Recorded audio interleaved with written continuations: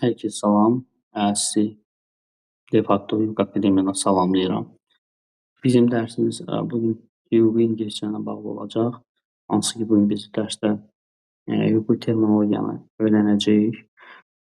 Bizim bu kursun məqsədi odur ki, hüquqi terminologiyanı bilmək, onların kontekstlərdə hansı hüquqi terminin hansı hüquqi sahəyə aid olduğunu, məhkəmə işlərində, məhkəmə qərarlarında necə işlədildiyini danışıqda, dinləmədə daha belə deyək, bir hüquqşünas kimi onlara hakim olmağı öyrənməkdir və növbəti dərslərimizdə Azərbaycan hüququna bağlı müqayisələr halında keçiriləcəkdir. İlkin olaraq biz video izləyəcəyik, hüquqi terminologiyalarla olan bir video. Daha sonra isə onların izahına baxacağıq. You know, the legal system, it can feel like this impossible maze, right? Well, in this explainer, we're going to hand you the map. We're going to break down the entire UK legal system into 3 simple, understandable layers, and we'll start with a scenario you've probably thought about before. Okay, so let's kick things off with something super common, a car accident. It seems pretty straightforward on the surface, but when you ask, what kind of law actually applies here? Well, that one question opens up the entire legal structure we're about to explore. So, the first and broadest way we can slice up the legal system is to ask a simple question. Who is involved? Is this a matter that concerns the government and its power, or is it a dispute between regular people? This gets us to the core of our first distinction, public versus private law. And really, the difference is pretty straightforward. On one side, you've got public law. That governs the relationship between you, an individual, and the state. On the other side, you've got private law, which is all about the relationships between private citizens or even companies. So, public law, think of it as the rulebook for the machinery of government. It covers how all the big institutions operate, and it handles those times when you, as an individual, might have a conflict with the state itself over things like immigration rules or social security benefits. That's all public law. Private law, on the other hand, is where we step away from the big picture of government and zoom right into our daily lives. It's the set of rules for how you and I, and also corporations, interact with each other. And just a little legal lingo here. In the eyes of the law, both people and companies are considered legal persons. And wow, the scope of private law is huge. It covers pretty much everything, from business agreements we make, which fall under contract law, to our family relationships and who owns what property. These are the rules that really structure our private lives. Okay, so we've got public versus private law. That's our first big split. But if you're actually a lawyer, there's another distinction that's even more critical in your day-to-day work. And that's our next layer, the difference between criminal and civil law. Yeah, that whole public versus private thing, it's great for understanding the theory, but in the real world, in legal practice, the line between civil and criminal law is absolutely fundamental. For lawyers, it changes literally everything about how a case is handled. So here's the key difference. Criminal law is about behavior that's considered so harmful to society that the state itself steps in to prosecute and punish it. Civil law, in contrast, is all about resolving disputes between private individuals, and it's usually about compensation. So one is about punishment, the other is about making things right. Let's dive a little deeper into criminal law. When a serious crime happens, say a theft or something even more serious, it's not actually the victim who takes the offender to court. The state takes over. It prosecutes the case on behalf of everyone. That's why you see cases called the Crown versus the defendant. Now, civil law, that's a whole different ballgame. This is all about our private rights and duties to one another. So if someone breaks a contract they made with you or maybe damages your property, you can take them to court to enforce your rights. It's you versus them, not the state versus them. And one of the most powerful tools in a civil law case is something called an injunction. Now, this isn't about punishing someone with jail time or a fine. It's a really powerful court order that tells someone to either do a specific thing or, more often, to stop doing something. For example, a court could issue an injunction to stop a neighbor from throwing loud parties every night. All right, we're almost there. We have one final layer to peel back. We've talked about who is involved in a case and the purpose of that case, but what about the rules themselves? This brings us to the difference between the what and the how of the law, substantive and procedural law. Honestly, the best way to get your head around this is to think about a board game. Substantive law is the rulebook. It tells you what you can and can't do in the game.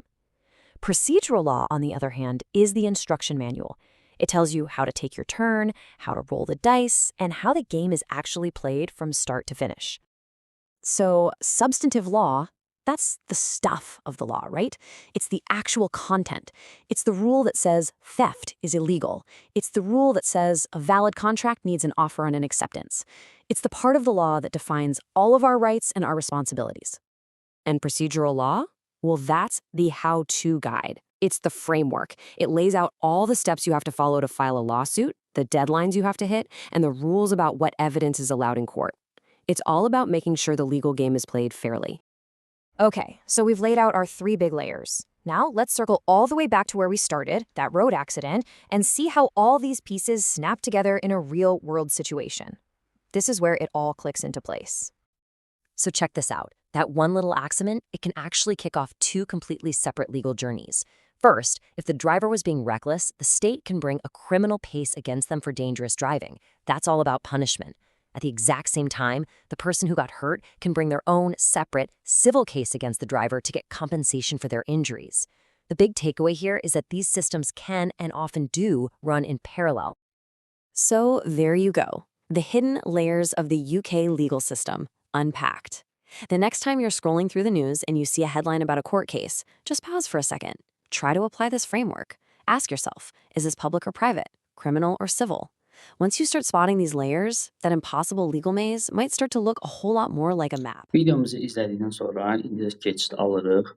Ayrı-ayrılıqda hüquqi terminoloji sözlərin anlamlarını, sinonimlərini və cümlədə işlənmə yerlərinə diqqət yetirəcəyik. İlk kəlməmiz public law-dur. Azərbaycanca qarşılığı ictimai hüquq deməkdir. Sinonim olaraq constitutional law, administrative law olaraq yadda saxlaya bilərik. Ona belə deyək, sahələrinə aiddir constitutional law, administrative law, criminal law, yəni konstitusiya, inzibati hüquq və cinayət hüququ.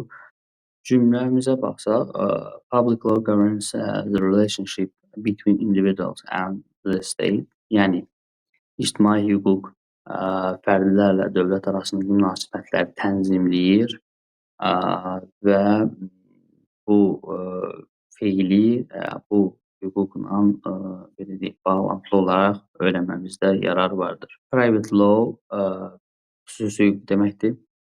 Sinonim olaraq civil law, domestic law olaraq yadda saxlaya bilərik.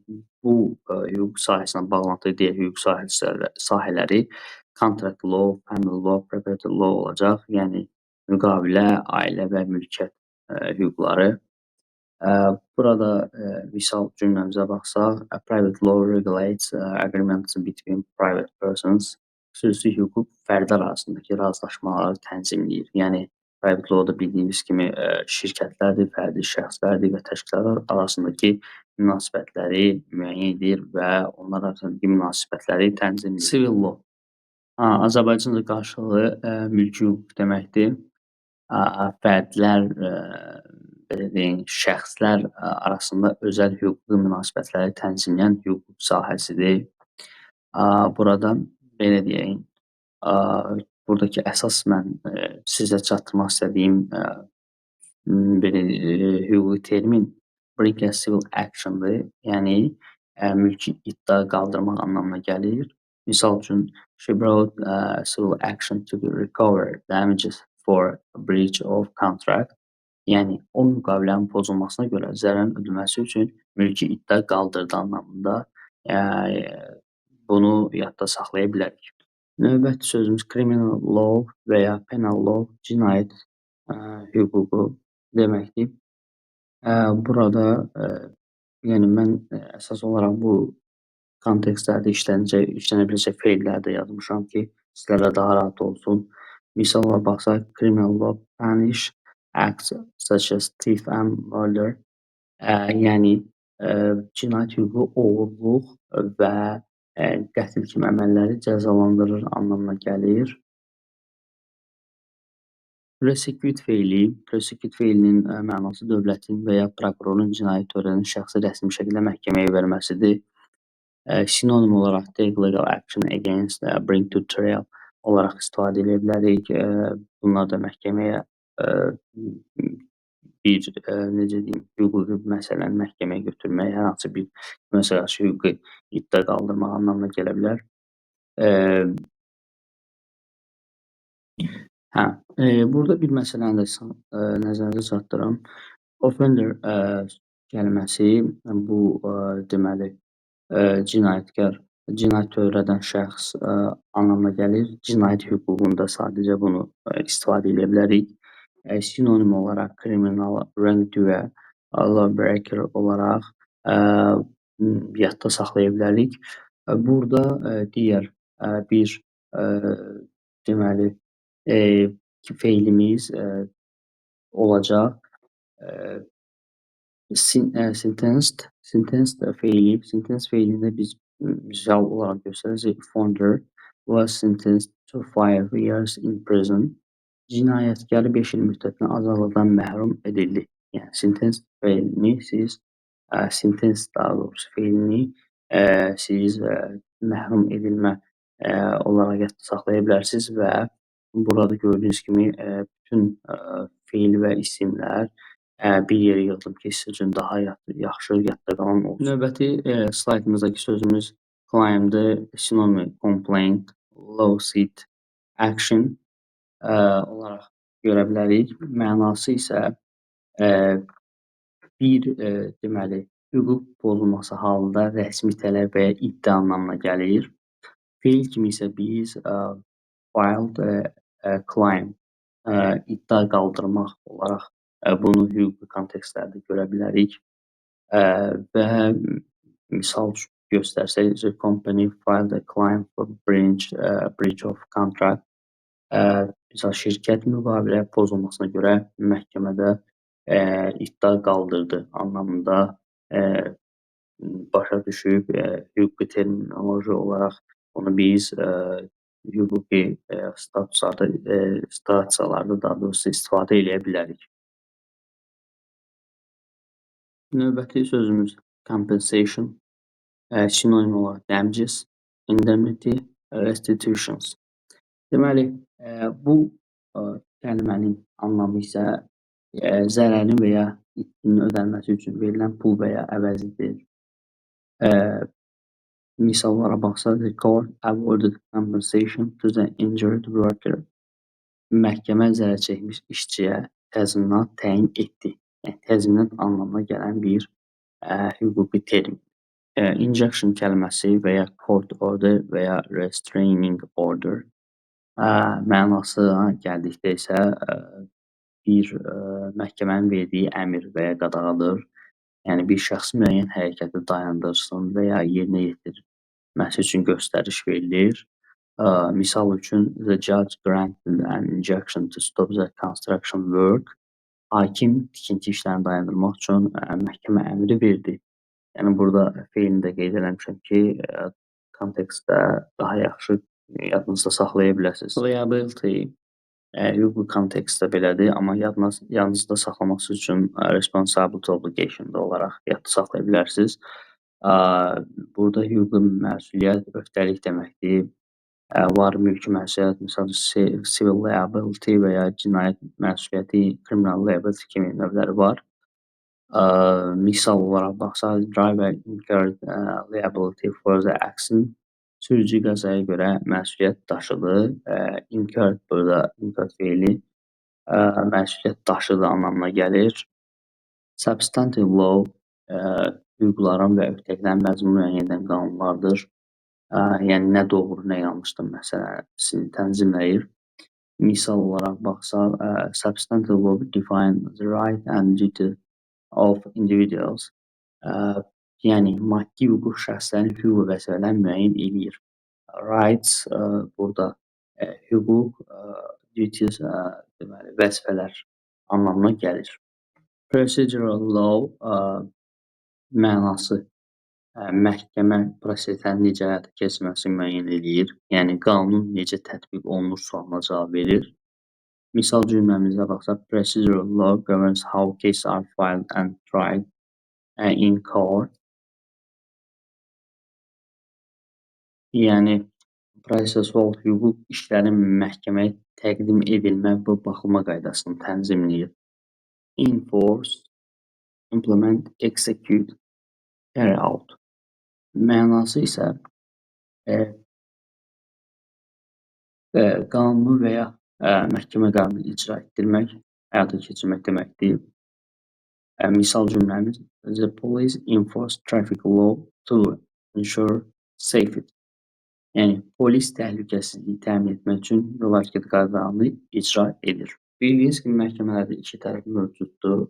Birinci tərəf plaintiff və ya claimant və ya complainant, yəni iddiaçı məhkəmədə iddia qaldıran tərəfdir.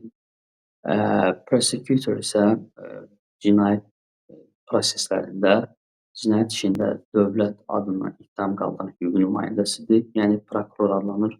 Qarşı tərəf isə defendant və ya respondent. Bu isə Azərbaycan dilindəki hüquqi terminoloji anlamı cavabdeh tərəf, yəni məhkəməyə iddiaya və ya ittihama qarşı özünü müdafiə edən tərəfdir. Bunun cinayət prosesindəki qarşılığı isə accused-dir, yəni ittiham olunan şəxs.